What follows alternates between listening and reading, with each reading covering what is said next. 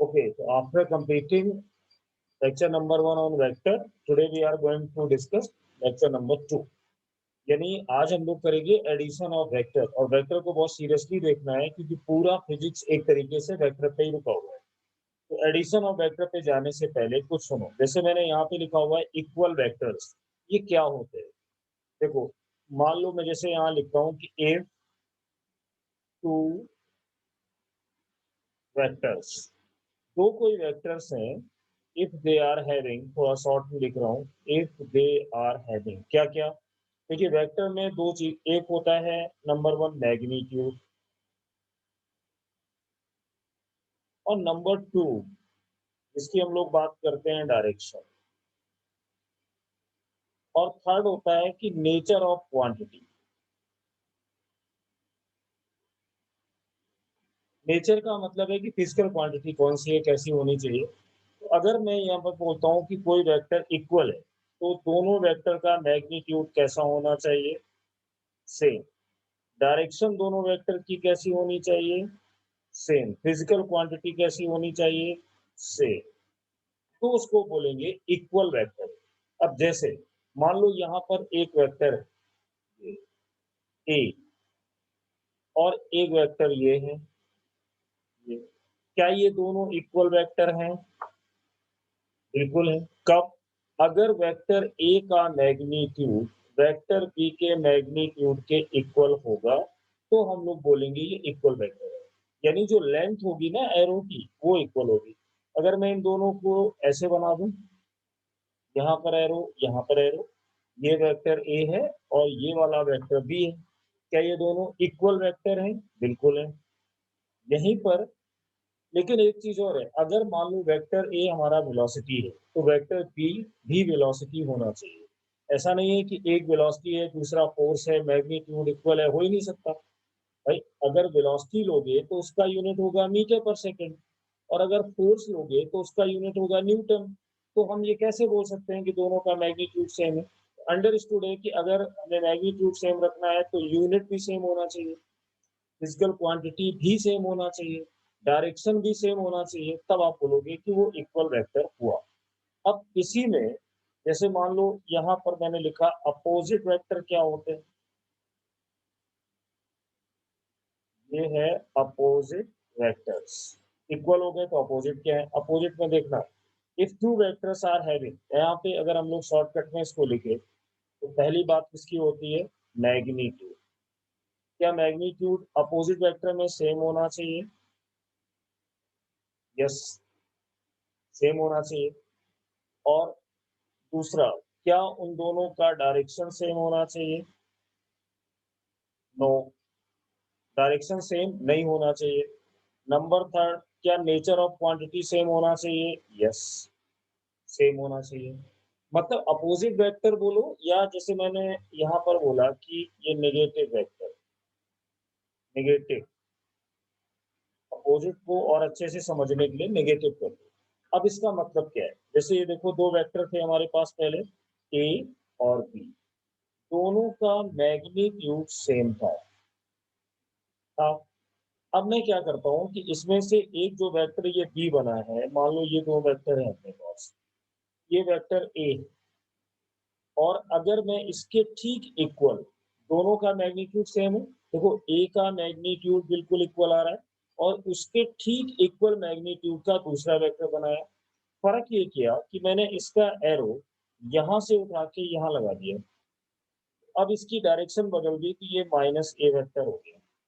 यानी ए वेक्टर का opposite vector कौन हुआ? ये माइनस ए हुआ, इसको बोलेंगे नेगेटिव वेक्टर। तो नेगेटिव वेक्टर में क्या करना है? जैसे मान लो आपके पास एक ऐसा कोई वेक्टर ए दिया हुआ है, मैंने पूछा कि इसका नेगेटिव वेक्टर बनाइए, तो उतना ही लेंथ का पूरा ये लेंथ खींचो, एरो को पलट दो, इधर से इधर कर दो, तो ये इसका माइनस ए वेक्टर हो गया। माइनस का मतलब यहाँ सिर्फ ये है कि हम लोगों ने डायरेक्शन को चेंज किया है। क्या इसमें मैग्नीट्यूड चेंज हुआ? बिल्कुल नहीं। क्या इसमें कोई फिजिकल क्वांटिटी चेंज की गई? बिल्कुल नहीं।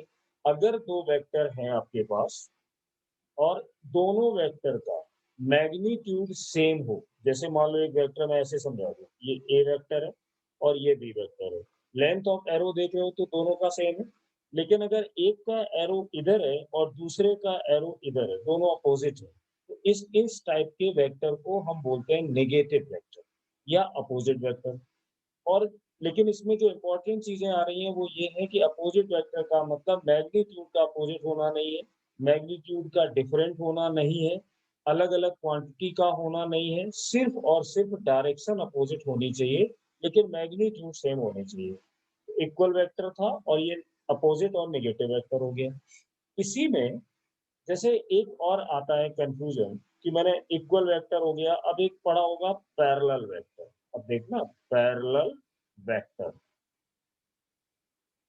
अब इसका मतलब क्या है? इक्वल और पैरेलल में अक्सर कंफ्यूजन रहता है। अब ध्यान से सुनो, जैसे मान लो मैंने यहाँ पर एक वेक्टर ए बनाया, ऐसे बना दिया, एक वेक्टर बी बनाया और वो यहाँ पे रोक दिया।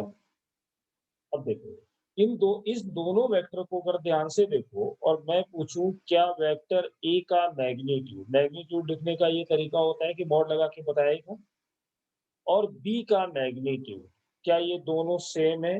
नहीं। साफ दिखाई दे रहा है कि वेक्टर ए का लेंथ बड़ा है, वेक्टर बी का लेंथ छोटा है, तो दोनों के मैग्नीट्यूड इक्वल नहीं है।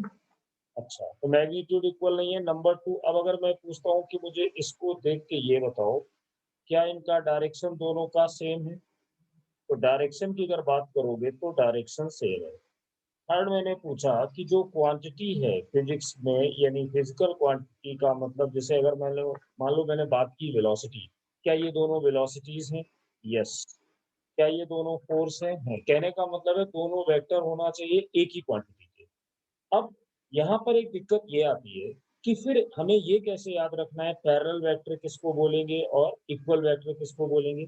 इक्वल वेक्टर में यहाँ पर मैग्नीट्यूड इक्वल होना चाहिए, लेकिन पैरेलल वेक्टर में ऐसी कोई शर्त नहीं है कि मैग्नीट्यूड इक्वल हो।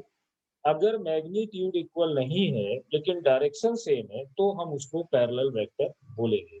लेकिन अगर मैग्नीट्यूड भी सेम हो जाए तो इसी पैरेलल वेक्टर को हम इक्वल वेक्टर बोल सकते हैं। यानी यहाँ से हम लोग ये सीख सकते हैं कि कोई भी two equal vectors parallel vector होंगे। यस। क्या कोई भी टू पैरेलल वेक्टर्स इक्वल होंगे? नहीं, क्योंकि पैरेलल वेक्टर में मैग्नीट्यूड का इक्वल होने की गारंटी नहीं है, लेकिन इक्वल वेक्टर में दो वेक्टर के मैग्नीट्यूड का इक्वल होना जरूरी है। तो इसको इस तरह से ध्यान रखना है कि अगर कभी पैरेलल वेक्टर दिए हैं तो क्या मैं उनको इक्वल वेक्टर बोल सकता हूँ? जी नहीं। अगर दो इक्वल वेक्टर दिए हैं क्या मैं उनको पैरेलल वेक्टर बोल सकता हूँ? यस, बोल सकता हूँ। अच्छा, दूसरी चीज एक होता है एंटी पैरेलल। जितने जरूरी है पहले उनकी ही बात होगी, बाकी टाइप ऑफ वेक्टर में तो काफी आगे। एंटी पैरेलल क्या है? देखो, एक वेक्टर मैंने यहाँ पे बनाया ए, अब दूसरा वेक्टर मैंने यहाँ पे बना दिया, बस इतना छोटा। फिर वही बात आ गई, क्या दोनों वेक्टर की डायरेक्शन अपोजिट है? जी हाँ, एक राइट में है दूसरा लेफ्ट में। क्या मैं ये कह सकता हूँ कि दोनों का मैग्नीट्यूड सेम है? बिल्कुल नहीं, क्योंकि ए बड़ा है और बी छोटा है, पहला। नंबर टू, क्या दोनों की डायरेक्शन सेम है? अगर डायरेक्शन की बात करें तो आंसर है नो, डायरेक्शन भी सेम नहीं है। मतलब नेगेटिव वेक्टर क्या था? नेगेटिव वेक्टर में दो वेक्टर थे जिनमें डायरेक्शन अपोजिट थी, लेकिन एक बात थी कि दोनों वेक्टर के मैग्नीट्यूड सेम थे। पर एंटी पैरेलल में डायरेक्शन तो अपोजिट होगी नेगेटिव वेक्टर की तरह, पर मैग्नीट्यूड सेम नहीं होगा। तो ये अपने दिमाग में रखना है कि इक्वल और पैरेलल क्या होते हैं, अपोजिट। नेगेटिव और एंटी पैरेलल में क्या फर्क है? अपोजिट वेक्टर और नेगेटिव वेक्टर एक ही बात है, दो वेक्टर जो मैग्नीट्यूड में सेम हो पर डायरेक्शन में अपोजिट हो, नेगेटिव बोलेंगे। लेकिन अगर दो वेक्टर मैग्नीट्यूड में सेम नहीं है और डायरेक्शन में भी अपोजिट है तो उनको बोलेंगे एंटी पैरेलल वेक्टर। तो ये था एक वेक्टर का छोटा सा इंट्रो। अब इसके बाद हम लोग चलेंगे एडिशन ऑफ वेक्टर। आइए, तो एडिशन ऑफ वेक्टर में दो तरीके से इसको पढ़ना है। पहले तो ये कि हम लोग ये समझेंगे इसकी ज्योमेट्री क्या है। यानी एक होता है ज्योमेट्रिकल मेथड जिसमें सिर्फ ये बताया जाएगा कि वेक्टर को ज्योमेट्री से कैसे ऐड किया जाए, जिसमें हम वेक्टर के मैग्नीट्यूड को नहीं लेंगे, मैग्नीट्यूड निकालने के लिए दूसरा मेथड होगा जिसको बोलेंगे एनालिटिकल। तो पहले हम बात करेंगे ज्योमेट्रिकल मेथड है एडिशन ऑफ वेक्टर। जैसे इसका जो फर्स्ट स्टेप आता है ज्योमेट्री बनाने के लिए, जैसे पहले हमें ये मानना होगा कि सपोज करो अपन लोग के पास कोई वेक्टर है ए और दूसरा वेक्टर है यहाँ पर कोई बी। ये दो वेक्टर दिए हैं और मुझे इन दोनों वेक्टर को आपस में ऐड करना है। तो ऐड करने का लॉ ऑफ ट्रायंगल क्या है कि दोनों में से किसी भी वेक्टर को, ऐसा कोई रूल नहीं है कि ए को लो या बी के लो, किसी एक वेक्टर को without change in direction draw कर दीजिए। विदाउट चेंज इन डायरेक्शन से मेरा मतलब क्या है, जिस टाइप का वेक्टर दिया है, जैसे देखो ये अभी अगर थोड़ा हम लोग लॉजिकली सोचें तो अलोंग एक्स एक्सिस ये पड़ा हुआ है या ईस्ट डायरेक्शन में दिया हुआ है, तो मैंने उस वेक्टर ए को एज इट इज यहाँ पे बना दिया। अब इस वेक्टर की जो डायरेक्शन इंडिकेट कर रही है वो इधर जा रही है। लॉ ऑफ ट्रायंगल ये कहता है कि first you will draw vector A और B without changing direction. After that you will take vector B और वेक्टर बी का टेल जो कि ये है, फर्स्ट वेक्टर के हेड से टच करते हुए विदाउट चेंजिंग डायरेक्शन ड्रॉ करिए। तो ये देखिए मैंने वेक्टर बी को ऐसे बना दिया, ये बन गया।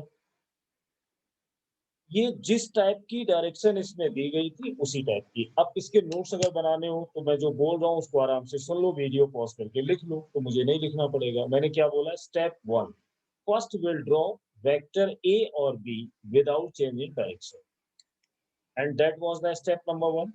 When you will go the step number 2, what you will do, you will take vector b and the tail of vector b join with head of vector a without changing direction. That was the second step, and after that you will draw the resultant vector. इसके बाद final और resultant vector बनाओगे। कैसे?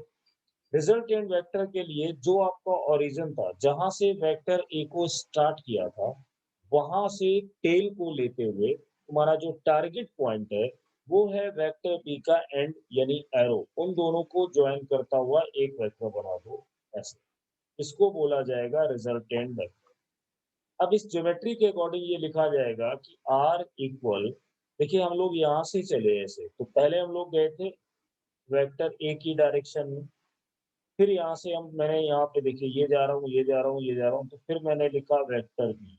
तो ये हो गया are का वैल्यू वेक्टर ए और प्लस, यहाँ पर मैथमेटिकली मैं कोई बात करने नहीं जा रहा हूँ, सिर्फ मैं ज्योमेट्री सिखा रहा हूँ कि रिजल्टेंट क्या है। इसमें सीखने वाली चीज ये है कि वेक्टर में जब मैं ओ से अगर इसको मानता हूँ पी, तो ओ से पी गया, फिर मैं पी से देखो यहाँ पर क्यू की तरफ गया, और जब मैंने रिजल्टेंट वेक्टर बनाया तो उसमें क्या किया, रिजल्टेंट वेक्टर का जो टेल है वो पहले वाले वेक्टर के टेल से ज्वाइन किया गया, और जो रिजल्टेंट वेक्टर का एरो है वो वेक्टर बी के एरो से टच किया गया।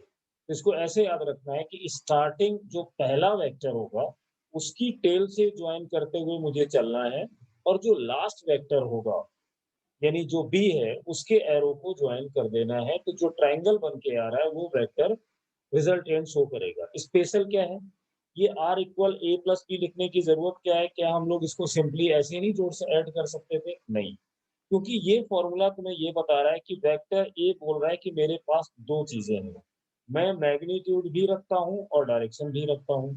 वेक्टर ए आपको बोलेगा मेरे पास मैग्नीट्यूड भी है और डायरेक्शन भी है, वेक्टर बी के पास भी मैग्नीट्यूड है और डायरेक्शन भी है। अभी तक हम लोग ये पढ़ते रहे कि 3+4 कितना हुआ, तो 7 हुआ। लेकिन अब यहाँ पे अगर टोटल काउंट करोगे तो 6 टाइप की चीजें हैं। कौन कौन? देखिए, वेक्टर आर के पास मैग्नीट्यूड, वेक्टर ए के पास मैग्नीट्यूड, वेक्टर बी के पास मैग्नीट्यूड, वेक्टर आर के पास डायरेक्शन, ए के पास डायरेक्शन और बी के पास डायरेक्शन। तीन डायरेक्शन है यहाँ पर और तीन मैग्नीट्यूड है। There are 3 magnitudes and 3 directions. इनको ऐड करना सिंपल अलजेब्रा से तो नहीं होगा, तो उसके लिए आगे पढ़ेंगे। तो ये लॉ ऑफ ट्रायंगल का बन गया।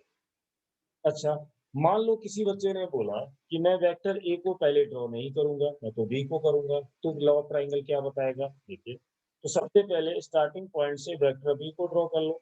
पर शर्त ये है कि जो वेक्टर जिस डायरेक्शन में दिया है उसकी डायरेक्शन चेंज नहीं करोगे। देखो बी ये दिया था, बना दिया। अब रूल ये कहता है कि सेकंड वेक्टर को पिक करिए और सेकंड वेक्टर की टेल को फर्स्ट वेक्टर के हेड से ज्वाइन कराओ और डायरेक्शन चेंज ना हो। ए जिस भी डायरेक्शन में बना है उसी में देखो ए मैंने बना दिया, ये बन गया। अब मैं चला कहाँ से था, इस पॉइंट से। रिजल्टेंट के लिए क्या है, टेल यहाँ पर होनी चाहिए और एरो टू एरो आपस में ज्वाइन होने चाहिए, जो हो गया। अब ये वेक्टर जो शो करेगा वो रिजल्टेंट वेक्टर होगा। लिखने का ऑर्डर क्या है, ओ से चले, सबसे पहले कौन सा वेक्टर आया, बी, तो मैंने यहाँ बी लिख दिया। फिर उसके बाद कौन सा आया, ए, तो मैंने यहाँ पर ए लिख दिया। ये किसको डिनोट कर रहा है, R equal vector B plus A. लेकिन अगर मैं इस इक्वेशन 1 को देखूं और इस इक्वेशन 2 को देखूं, तो दोनों में एक चीज तो क्लियर है कि इसका भी रिजल्टेंट आर है, इसका भी रिजल्टेंट आर है। तो राइट यानी लेफ्ट लेफ्ट साइड दोनों की इक्वल है। यानी कहीं ना कहीं मुझे ये पता चल रहा है कि ए प्लस बी का वैल्यू बी प्लस ए के इक्वल होगा। इसका मतलब क्या हुआ, अगर मैं ए प्लस बी करूं या बी प्लस ए करूं, दोनों इक्वल ही आते हैं। तो मतलब जो वेक्टर का एडिशन है वो क्या है, वो कम्यूटेटिव लॉ को फॉलो करता है। कम्यूटेटिव लॉ क्या था, ए प्लस बी और इक्वल टू बी प्लस ए। तो वेक्टर एडिशन कम्यूटेटिव लॉ को फॉलो करेगा। ये चीज भी इस वेक्टर डायग्राम से क्लियर हो रही है। तो यहाँ तक थोड़ा समझ आया। अब जैसे थोड़ी प्रैक्टिस के लिए, अगर मान लो मेरे पास एक वेक्टर ऐसे p बना हुआ है और यहाँ पर एक वेक्टर ऐसे q दिया हुआ है, मुझे इसका ना लॉ ऑफ ट्रायंगल के अकॉर्डिंग डायग्राम बनाना है, ज्योमेट्री के अकॉर्डिंग। तो दोनों में से कोई भी ले लो, चलो। डायग्राम नंबर 1 कैसा बनेगा, वेक्टर p जैसा दिया है वैसे ही ड्रॉ कर दो। ये p हो गया, ये हमारा स्टार्टिंग पॉइंट है o। अब तो वेक्टर p का डायरेक्शन ऐसे जाएगा, नीचे गया। दूसरा, जिस वेक्टर को इसमें ऐड करना है उसकी टेल को लो और इसके हेड से ज्वाइन करा दो। पर याद रहे कि जैसा तुम्हें ये दिखाई दे रहा है ना, उसी टाइप का तुम्हें यहाँ पे बनाना है। ये बना दिया, ये कौन है, क्यू। अब जहां से चले हो और इसका एरो, दोनों को आपस में ज्वाइन करा दो, तो ये हो गया आर। ये इसका डायग्राम बन के रेडी हो गया ऐसे। मान लो कोई और स्टूडेंट है, वो बोलता नहीं मैं तो पहले क्यू को बनाऊंगा, क्यू को बना दो, ये लो। पर शर्त ये है कि जो जिस डायरेक्शन में है वैसे ही बनाना है। इसको इंडिकेट करो, जिस वेक्टर को ऐड करना है, जैसे p को, इस p का टेल इसके हेड से ज्वाइन करता हुआ as it is vector follow करना है। ये लो फिर कर दिया, ये कौन हुआ, p। अब इसका रिजल्टेंट कहाँ आएगा, जहां से स्टार्ट किए हो ना, और इसके एरो टू एरो को ज्वाइन करना है, ये कर दिया। तो ये वेक्टर r हो गया। अब ये पहले कौन था, q, q लिख दिया। फिर कौन था, p, तो ये p लिख दिया। अब इसी टाइप से इसमें क्या लिखना चाहिए था, पहले मैंने P ड्रॉ किया था, फिर मैंने Q ड्रॉ किया था। तो ये है लॉ ऑफ ट्रायंगल की ज्योमेट्री। तो what was the rules, rule number 1, first will draw a vector A without changing direction. After that will draw second vector and the tail of second vector will join with the arrow of vector A. That was the second step. Finally, what you will do? Finally, we will draw a resultant vector and start from origin. मतलब origin से start करना है, resultant के arrow को final vector के arrow से join करा देना। तो ये है लॉ ऑफ ट्रायंगल की ज्योमेट्री, और ये कैसे बनाई जाती है ये मैंने तुम्हें बता दिया, कैसा भी आ सकता है। अब इसमें थोड़ा और आगे चलते हैं। इसके बाद इसमें आता है एनालिटिकल मेथड। ये जो एनालिटिकल मेथड की बात है, ये है क्या बेसिकली। एनालिटिकल मेथड को हम बोल सकते हैं कि ये मैथमेटिकल मेथड, मैथमेटिकल मेथड। मतलब इसके कहने का मतलब ये है, अब हम लोग इसमें ये देखेंगे कि जो रिजल्टेंट अभी आ रहा था, अगर उसकी वैल्यू निकालनी हो तो कैसे होगी। देखो, सबसे पहले तो अपना वही वेक्टर डायग्राम बनाना है जो हम लोगों ने पहले बनाया था, और वो क्या था, vector A. Let us consider there are two vectors A, and magnitude of vector A is A. Another vector, if it is B, and magnitude of vector B this way. Law of triangle के according यहाँ पर लिखना है vector A जिसका कि magnitude है ए, vector B को add करना है, ये कर दिया। ये अब अगर इन दोनों के बीच का एंगल लिखना चाहो तो एक एंगल क्या होता है, डायरेक्शन टू डायरेक्शन, मैंने जो बताया था पिछले वाले में। अगर इसमें कंफ्यूजन है डायरेक्शन में तो इससे पहले जो अपलोड किया उसको देखना है। यहाँ पे वेक्टर बी है और इन दोनों के बीच का एंगल ये थीटा हो गया। ठीक, रिजल्टेंट वेक्टर जो अभी सीखा उसके अकॉर्डिंग ये आर हो गया और इसका मैग्नीट्यूड आर। ये तो पता ही है, दोनों तरफ मोड़ लगाते हैं तो मैग्नीट्यूड लिखने का तरीका है। और ये हो गया थीटा। अब मुझे ना ये आर निकालना है, तो क्या करें? अब देखना इसके लिए मैंने यहाँ पे एक पॉइंट माना ओ, इसको माना पी और यहाँ पे माना क्यू, एक परपेंडिकुलर ड्रॉ कर दिया एस अपनी तरफ से। ये कोई वेक्टर नहीं, ज्योमेट्रिकल लाइन है। ऐसा क्यों किया? अगर यहाँ पे देखो तो if I take the triangle O S Q, यानी ये ओ, ये एस, ये क्यू, इस ट्राइंगल में अगर पाइथागोरस थ्योरम लगाई जाए यानी ओ और क्यू के बीच, तो क्या होगा? O Q square equal O से लेकर एस तक O S square plus S से लेके क्यू तक क्यू स्क्वायर। तो पाइथागोरस थ्योरम तो पता ही है, क्योंकि ये वाला परपेंडिकुलर मैंने डाला इसीलिए था कि 90 हो जाए। तो हाइपोटेनियस का स्क्वायर बेस का स्क्वायर और प्लस परपेंडिकुलर के स्क्वायर के इक्वल होता है। ओ क्यू, ओ से लेकर क्यू तक की वैल्यू क्या है? Magnitude of are. ओ, अब देखिए यहाँ पर चाहिए ओ एस, ओ एस यहाँ है पर ये वैल्यू मुझे पता है ओ से पी तक जो कि वेक्टर ए थी, तो यहाँ पे लिखा ए स्क्वायर। लेकिन एक प्रॉब्लम है, एक minute, O S O P पता है तो क्या ओ एस को देखो डायरेक्ट तो लिख नहीं सकते। ओपी और पीएस यानी ओएस की वैल्यू हमें लिखनी पड़ेगी ओपी प्लस पीएस का होल स्क्वायर और प्लस का एस क्यू स्क्वायर। अब यहाँ प्रॉब्लम क्या है? अगर इस होल स्क्वायर को ओपन किया जाए तो ओपी की वैल्यू देखो, यहाँ पे क्या लिखोगे? ऐसे OP square PS square plus two OP into PS और प्लस का एस क्यू स्क्वायर, और ये किसके इक्वल है? R square. यहाँ से वैल्यूज कहाँ से लाओगे? तो ओपी की वैल्यू देखो कितनी है, ओ से लेके पी तक ये ए है, तो यहाँ पर लिखो ए स्क्वायर। पीएस कितना है नहीं मालूम, ये पीएस क्या है नहीं आइडिया, तो छोड़ दो इसको।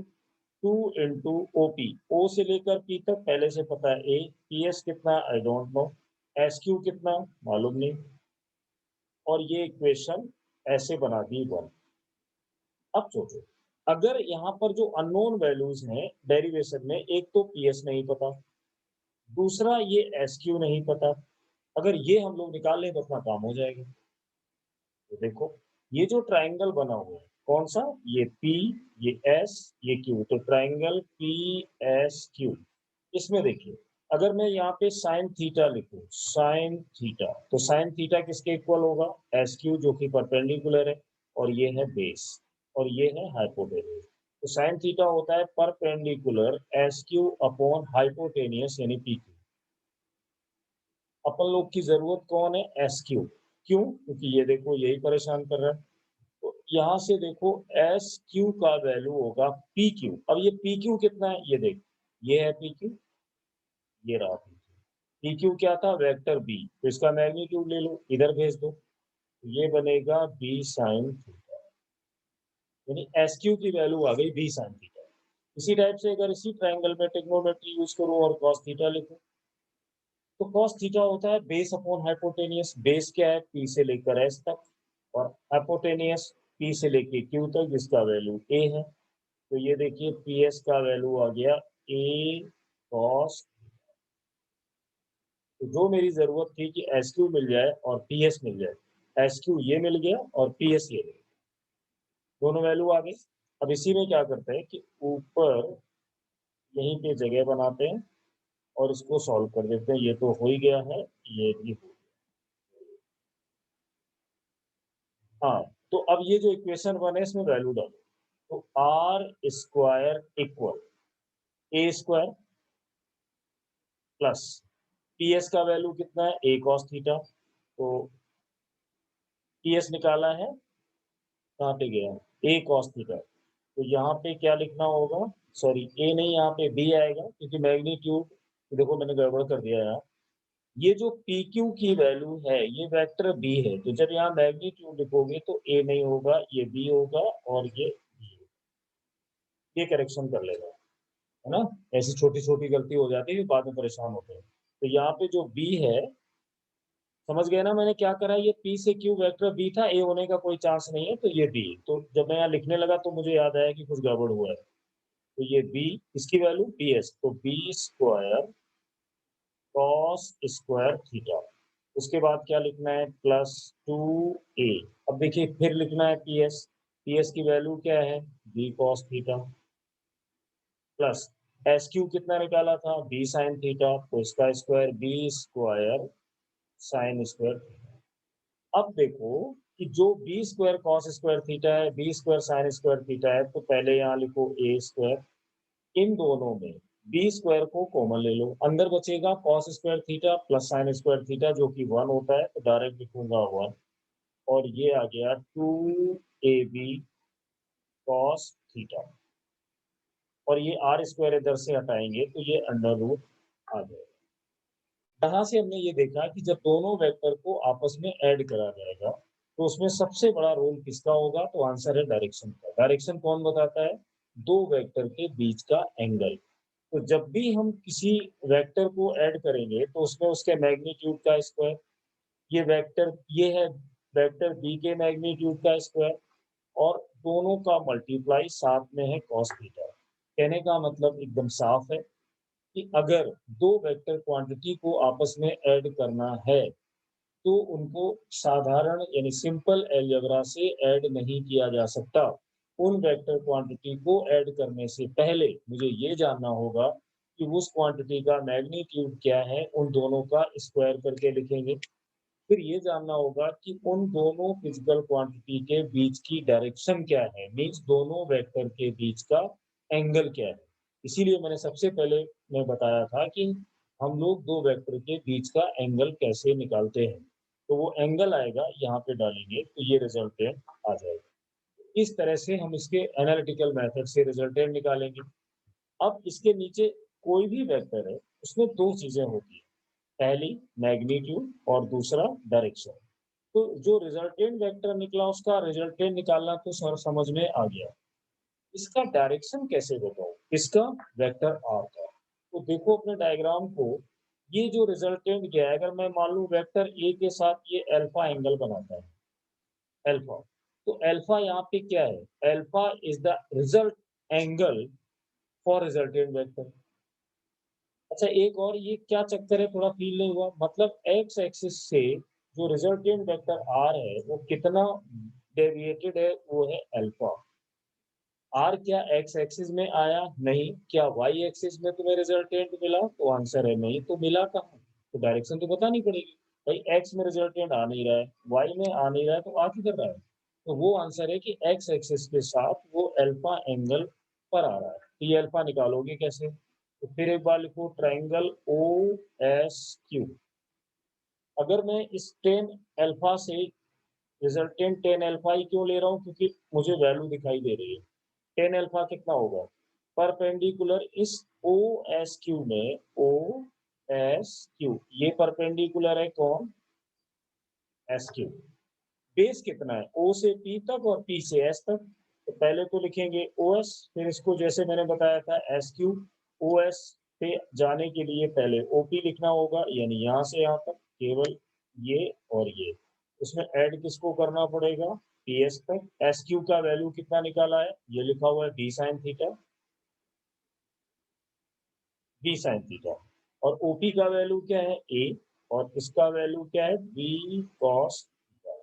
तो टेन अल्फा यानी जो वेक्टर का रिजल्टेंट बताएगा वो फॉर्मूला होगा B sine theta upon A plus B cos.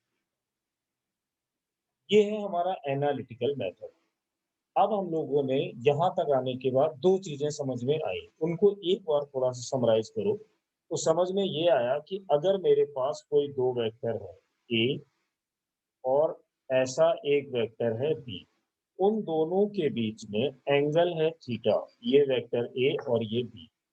तो अगर इन दोनों को हम लोग ऐड करेंगे लॉ ऑफ ट्राइंगल के अकॉर्डिंग, तो ये रिजल्टेंट आया था ए प्लस बी। तो अगर ए प्लस बी को ऐड करने के बाद जो रिजल्टेंट आता है उसको कैसे निकाला जाएगा, तो मेरा एक फॉर्मूला बना रिजल्टेंट आर। जब भी हम लोग मैथमेटिकली रिजल्टेंट जानना चाहेंगे तो दोनों वेक्टर के मैग्नीट्यूड का स्क्वायर अलग अलग लिख के ऐड करेंगे और प्लस करने के बाद वहां पर 2ab cos थीटा यानी ये वाला एंगल डालेंगे। एक काम ये किया करेंगे यहां से ऐसे। दूसरा स्टेप क्या आया कि जो वेक्टर है, मैंने स्टार्टिंग में ही बोला था इसके पास दो चीजें हैं, एक तो मैग्नीट्यूड और दूसरा डायरेक्शन, हर वेक्टर के पास होता है। तो मैग्नीट्यूड निकालेंगे तो इस फॉर्मूले का यूज करेंगे। अगर इस रिजल्टेंट का डायरेक्शन पूछ लिया गया तो ये देखो अल्फा, तो इस फॉर्मूले का यूज करेंगे। Tan alpha equal B sine theta और ए प्लस बी कॉस, ये दो चीजें आई। अब जैसे मान लो ये हमने करा, इसका सिंपल सा एक फॉर्मूला को यूज करते हैं। जैसे मान लो ये मेरे पास एक कोई बॉडी पड़ी है जिस पर एक फोर्स लगाया जा रहा है इस डायरेक्शन में, जिसका वैल्यू है 3 न्यूटन। अब फोर्स पता है ये वेक्टर क्वांटिटी है, और एक फोर्स यहाँ पे लगाया जा रहा है और इसका वैल्यू नहीं, मान लेते हैं कि ये है 4 न्यूटन, और इन दोनों के बीच में यहाँ पर एंगल दिया 60।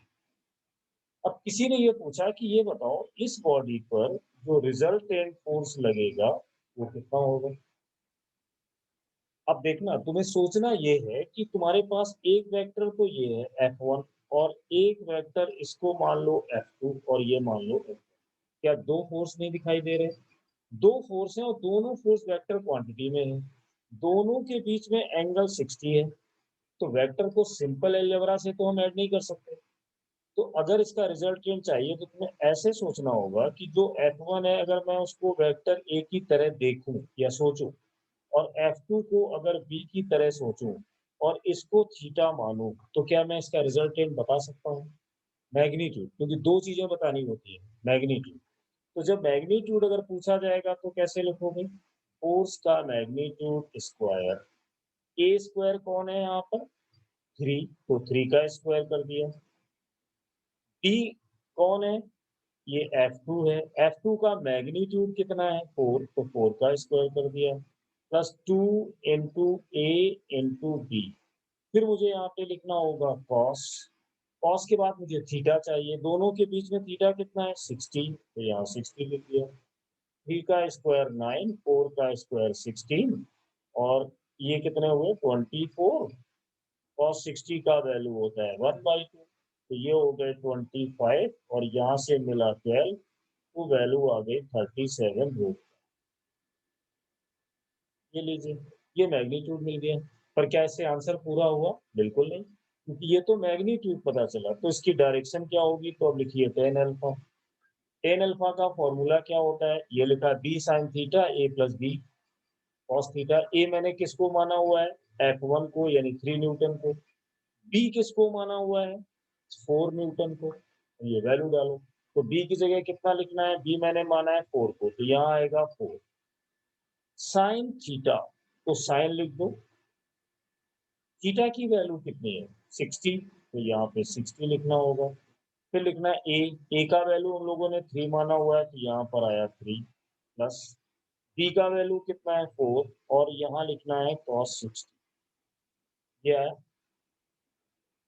यहाँ पे जगह नहीं है, अगर चलो ऊपर ही बना लेते हैं, ऊपर वाला तो नोट कर ही लिया होगा, ये तो फॉर्मूला था। देखो, अब इसमें क्या करना है? टेन अल्फा 4 साइन 60 का वैल्यू होता है √3/2 अपॉन, यहाँ पर देखिए 3 प्लस 4 cos 60 होता है 1/2, इसको कैंसिल कर देगा तो ये रह जाएंगे 2। ऊपर आएगा 4√3 और यहाँ पर होगा 5 यानी ये 10। तो अगर इसको और सॉल्व करें तो 2√3/5। अब मान लो इस टाइप की वैल्यू हमें नहीं पता, जनरली याद नहीं रहता है, तो एंगल कैसे लिख दिया जाता है, tan इनवर्स और 2√3/5। ये इसका रिजल्टेंट आ गया। इसका मतलब क्या है कि इन दोनों वेक्टर का जो मैग्नीट्यूड आएगा जब कोई दो फोर्स लगाएगा 3 न्यूटन पे या 4 न्यूटन पे, तो एक सिंपल मैंने समझाया कि मैग्नीट्यूड कैसे निकालते हैं और उसका एंगल कैसे निकाला जाता है। ये एक सिंपल सी कैलकुलेशन थी। एक छोटा सा एग्जांपल और देखना इसका। जैसे इसी फोर्स को अगर मैं यहाँ पर अप्लाई करता कि this is 4 Newton and this one is 3 Newton, इससे और क्लियरिटी आएगी। तो बताइए ये जो बॉडी है ये अपने में रिजल्टेंट फोर्स कहाँ और किस डायरेक्शन में फील करेगी। तो मेथड क्या है, जब ये न्यूटन लिखा है मतलब ये फोर्स हुआ, तो यानी फोर्स हुआ तो वेक्टर हुआ। ये F2 है तो ये अब F1 और F2 दोनों के बीच में देखिए एंगल हमें दिखाई दे रहा है कि 90 है। तो जो मेरा वेक्टर ए बना वो कौन है, F1। अच्छा, तो हमारा जो वेक्टर ए है उसका मैग्नीट्यूड कितना हुआ, F1 का मैग्नीट्यूड, और वो है कितना, 4। जो दूसरा वेक्टर है बी, उसका मैग्नीट्यूड क्या होगा, बी मैंने माना F2 को, मैग्नीट्यूड कितना होगा 3। दोनों के बीच में एंगल कितना है, 90। किसी ने पूछा कि जब दो फोर्सेस ऐसे लग रहे हैं तो बताओ रिजल्टेंट क्या होगा। तो रिजल्टेंट के लिए क्या करा, आर लिखा, और ये जो रिजल्टेंट लिखने का फॉर्मूला है एक बार फिर से याद दिला दें, A square B square 2ab cos theta.